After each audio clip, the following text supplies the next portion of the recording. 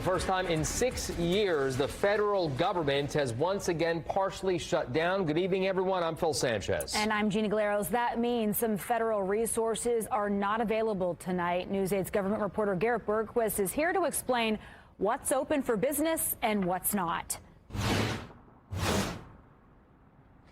This really depends on two things: whether a program is mandatory and whether benefits have already gone out for the month of October. Let's begin with the big stuff. Medicare, Medicaid, and Social Security benefits all will continue. That's because those are mandatory programs. Every effort will continue to be made by Republicans to make sure that those monies are still flowing. They're not in jeopardy. But instead, these discretionary programs are in jeopardy, and we need to make sure that we open government up as soon as possible. Essential federal employees will continue to work. They include the military and federal law enforcement, including ICE agents. Air traffic controllers and TSA agents also have to report to work, so air travel won't be affected. But they won't get paid until the shutdown ends.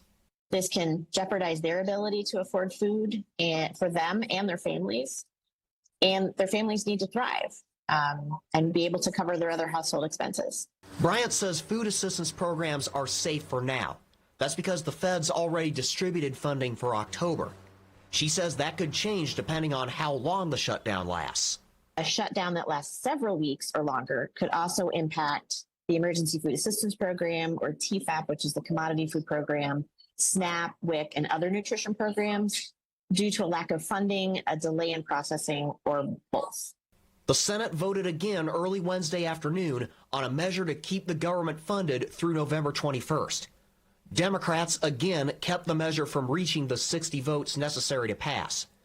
I spoke exclusively with Senator Todd Young moments after the vote. Based on how the negotiations went over the continuing resolution and based off your prior experience with shutdowns, how long do you think this one's going to last?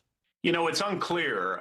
There's a positive development. I just came off the Senate floor, and every Republican but one voted to keep government funded and to prevent this shutdown. We had 3 Democrats join us. So I think that's positive, but it's probably going to be a couple of days, unfortunately.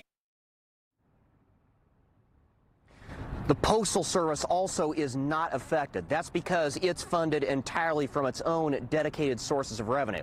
I'm Garrett Bergquist for Wish TV and WishTV.com.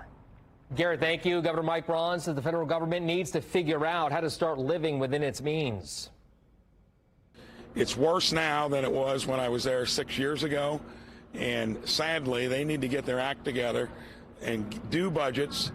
Do the simple thing we all do as households, businesses, municipalities, and states. Don't spend more than you take in. And you're borrowing money from your kids and grandkids.